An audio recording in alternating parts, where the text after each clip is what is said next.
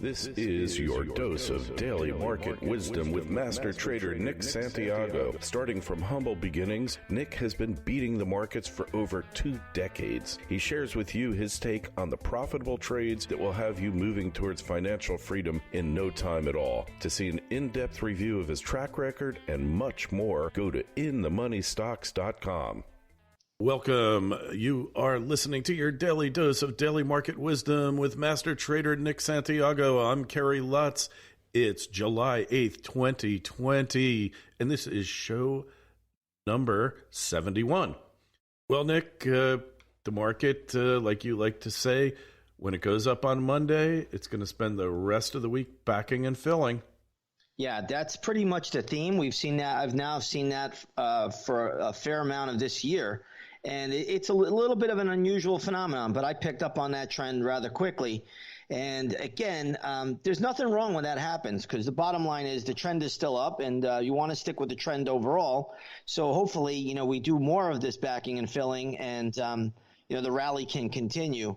The one thing I would say, though, when you look at the different industry groups, you'll notice that tech has been the leader. That has made a new all-time high. That really doesn't do a whole lot of backing and filling. Seems like it does, 1 week here and there. But again, you just got to take this market as it comes. And, the easy money's been made. Just be a little bit cautious now, and you just watch for those chart setups. So the easy money has been made, and yet the people who are making this easy money, Nick, it didn't feel so easy, did it? No, it never does. It's just a nice term that we use. But no, it's never easy. In the March lows, when you get involved in this market on the long side, it's the hardest thing in the world to do, because the market's crashing, and here you are putting your money to work when everybody's talking about doom and gloom.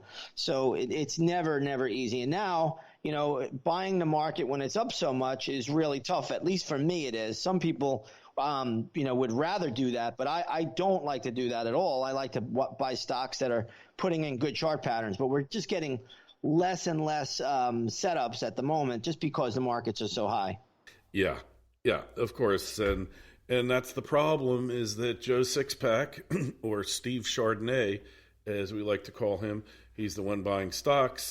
He only buys stocks when they go up, or she, Stephanie Chardonnay. They only buy stocks when they go up, and then they expect them to go higher and higher, and then they go down and they're shocked.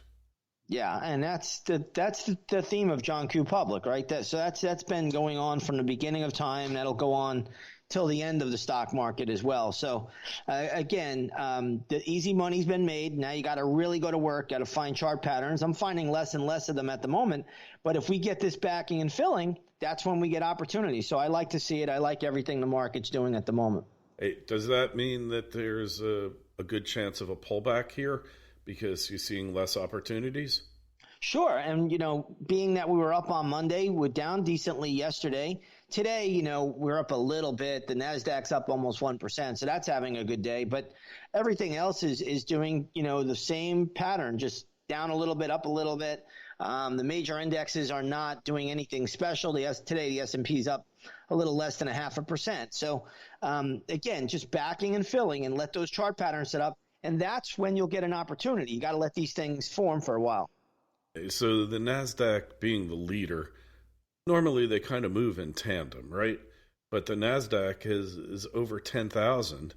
It's at record highs, and neither the Dow nor the S&P 500 are. So it tells you a lot, doesn't it? It tells us a whole lot. And another thing I'd like to point out is that the Russell 2000 is not even close to its old highs. Those highs were made in 2018. So, again, the Russell represents small cap companies in the United States, and that's probably one of the most important indexes to follow. But with that being said, you watch the overall trend of everything, and you try to stick with it as long as it tells you to. But then it will give you signals at some point in time that the trend is ending, and that's when we would have to reverse course. But right now, trend is still intact. The trend is your friend until the end. That's correct. Yes. And so, Homebuilders, what's going on there? So today, the home builders I've been watching, and I have not participated in them. And believe it or not, I wish I had. but they're acting really, really well right now. If you take a look at one of the ETFs for home builders is ITB, Isaac Thomas Boy, and you'll see that this thing has just been consolidating for over a month now. And you know I love consolidation patterns. So this is now on my radar for a potential breakout to go higher. So I'm keeping it on the radar. I don't think it's ready yet, but the home builders have definitely caught my attention. In fact, two of the leading home builders, one is Lennar Corp, the other is Pulte Home, and they have the same exact chart patterns as well. So there's going to be more than one way to play this, but this is a very strong industry group right now. Isn't it? It's totally contrarian to what anyone would expect. After the crash, housing's going down the tubes, in the toilet. You got millions of people who are facing foreclosure once again, but actually the government's been proactive there, giving them the right to defer that up to a year's worth of payments, put it at the end of the mortgage when they either sell or refi. So maybe we aren't going to get the foreclosure crisis 2.0. Yeah, we probably won't get it at this stage in history, but down the road, anything is possible. So yeah, right now the charts on the home builders look pretty solid. They're all basing, with the exception of KB Home. That's the only chart I'm not really all that fond of, even though today it's having a good session. But I mean, I like pretty much all the home builders. The best way to play it, in my opinion, even though you won't make as much money, is the ITB. You won't be really handcuffed to the earnings announcements or anything like that. Yeah, so the ETF on that. And KB Homes, from my perception of it, and I could be wrong, lower-end homes than the majors like Lennar and Pulte and Toll Brothers and the others. Yeah, I mean, they just had earnings, and they really didn't do all that well after their announcement. I don't think the stock is dire. I don't think it's going, much lower, but I just don't think that's the best chart out of the others. Yeah. And so let's go back to hotels and airlines. What are we seeing there? Well, I got out of my Hyatt 2 days ago when the stock traded up around $54. That was my key to get out, just because we were hitting a good resistance point. But I'm ready to reload soon, so I'm watching them pretty closely. I'm going to keep it on my radar. One stock that's actually looking even better than Hyatt right now is Marriott. So that one's on my radar too. I may jump in there. Hilton is acting really, really well, and so is Choice Hotels. And then you have the casino names, which I was in a call option on Las Vegas Sands. That's pulled back nicely. If that goes a little bit lower, I'll be reloading on that call option. Okay, so they're looking good, but not quite ready to enter. And so casinos, that's one of those stocks where kind of the market's changed a bit on them, but still people are going to gamble. I mean, I see it that way. For me, I never really am really that tuned into the story. I'm really tuned into the chart pattern. And, when I got into Las Vegas Sands, I just saw that the stock was going to have a really good bounce. I actually thought it would even go higher, but when I saw it go into the resistance level, I took the money off the table. Still made 22.7% in just a few days. So it was all in all a pretty good trade. But now, I'm looking at it again, and sometimes these things give us good opportunities on the reload. And, it looks like it's setting up now. Interesting. Airlines, they're kind of in the doldrums, eh? Yeah, the airline stocks, they're really having a rough time getting good footing again. Now, they did have a blast-off move, as we all know, recently. But since then, they've really just, chopped around. Right now, you got a lot of talk about the increase in COVID cases and, all of this stuff going on. That seems to be suppressing airline stocks, at least from what I can see. But I got levels for them, and if they come into my levels, I'll be a buyer of them. All right. Well, hey, and the charts are going to know before the people actually figure it out, right? Well, normally when I get into a stock, people hate it. So, I mean, I'm just being honest. When I get into it, I must get, 2 or 3 dozen emails saying, what the heck are you doing? And then, normally, not always, but normally they'll say, wow, that was a great trade. But, again, it's not an easy business. You got to buy when things are on sale, just like when you go shopping at the supermarket. If you get the coupon and it says 2 for 1 milk, hey, you're going to go to the supermarket and buy that milk. I like to buy things when they're on sale. I don't like to pay up for anything. Hey, same here. You never go, well, you actually can go broke saving money, though. I was going to say you never go broke taking a profit, but saving money, you can go broke, right? Yeah, if you don't know what you're doing and you don't pick these things up with the correct pattern, yeah, you could be hurt pretty badly in the stock market. It takes no prisoners. Yeah, take no prisoners. You eat what you kill, right? That's it. And never let them see you sweat. So, the world's largest arena. Yeah, that's for sure. All right. Well, I think we'll leave it at that for now. Any other sectors we should really be looking at? Well, technology is a little bit high for me, so I've really steered clear of that. I am getting interested in the energy stocks, believe it or not, and they've been terrible as over the past month. Yeah. So, but I am looking to get back into some energies here. Yeah, we need to talk before we go. Forgot all about it. Got so sidetracked with the other sectors there because I'm already in this one. But precious metals, man, is just like, forget it, on fire. Just can't stop it. It's unbelievable. Today you have GLD up $1.36. Today you have SLV up 42 cents. Gold miners, GDX up $1.17. That's a 3% move. I mean, did I miss the boat on this one or what? I mean, this has just been really just relentless to the upside. Yeah, and the miners are leading.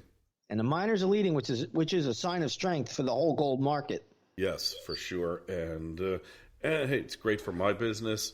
I work with these companies, and my companies are doing great. But, man, look at silver. It's up 2.5% today. Yeah, tremendous move on silver again. And I got to say, I've been watching silver really closely for the pattern, but today it does look like it's starting to break out a little. Yeah, when I look at the SLV chart right now, it's trading at around 1743. The big resistance on this is going to be the high pivot going back to February at around 1770. So we're going to watch that. We'll see how it reacts there. I'd love to see this pull back just because I'm missing the boat, but silver is very, very strong today. Yeah, well, it's interesting because we've been talking about it for 8-9 years here. We knew this day was coming. Gold is getting close to its all-time highs. I mean, right now, the spot price, it's $18.14. It's up $19 on the spot. It's gone down a little, but for our purposes, it's less than 10% off from its all-time high, which means it's probably going to break it soon. Well, I think right now, when you look at what's going on around the world, all the money printing from not just the Federal Reserve, but every central bank. And don't forget, central banks buy gold too. So you have to remember that with all of the things that are going on, there really is no other safe haven but gold, in my opinion. So, and I include silver in that as well. So, yeah, I do think we're going to go not only test the new highs, but we're going to make new highs in gold and take out the 2011 top. Right. And, and we know that silver is much more volatile than gold, but it lags gold. Somebody once referred to silver as gold's poodle. It sits on its lap. And then one day it just gets up and jumps. There's a guy, Biederman, and this was after metals prices crashed, maybe in 2012 or 13. And he used to say, silver is the worst investment in the world. And it's horrible. It's awful. And one day you will wake up and silver will be the best investment in the world. And I think we're getting to that point. Well, if you go back and you look at early 2011, that's what happened. I mean, silver was outperforming gold at that stage of the game. It went to $50. We're not even close to that right now. Spot silver today, trading at basically 19 bucks an ounce. I mean, this can get to 50 or more if we do get, a parabolic move in the precious metals. And we're probably going to, but probably later. It's got to take some time to consolidate. Otherwise, is the world really going to hell in a handbasket faster than we ever thought? It could be. It could be. Just look around what's going on. I mean, we can't rule anything out. I mean, it could be. And again, I would say if you want to own precious metals physically, any time is a good time to get them. If you want to own them as a trader, then you wait on the pattern. Yeah. So one way, it's an insurance policy. The other way, it's a trading vehicle, speculative investment. And you need to do both. Right? I mean, let's face it. I believe you do need to do both. I mean, I've had precious metals since the early 2000s, and people thought I was crazy. And I've never got rid of a single ounce of any of them. And again, I still believe it's my ultimate insurance policy. Yeah, the ultimate hedge. Gold, guns, and God, right? That's it. 3 G's. The 3 G's. And you need a little food and water thrown into the mix. Well, we'll leave it at that, Nick. And go over to inthemoneystocks.com. Take a look at Nick's trading record and the site. The Twitter feeds are at ITMS, at Nick Santiago 01, at Kerry Lutz. And we want to hear your questions, your comments. I got a couple questions in the hopper we'll deal with in the coming days, Nick.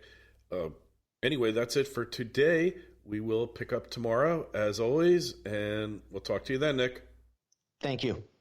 This concludes another episode of Daily Market Wisdom with Master Trader Nick Santiago. For more information, go to inthemoneystocks.com and see Nick's full trading record, or check out the Twitter feeds at ITMS and at Nick Santiago 01.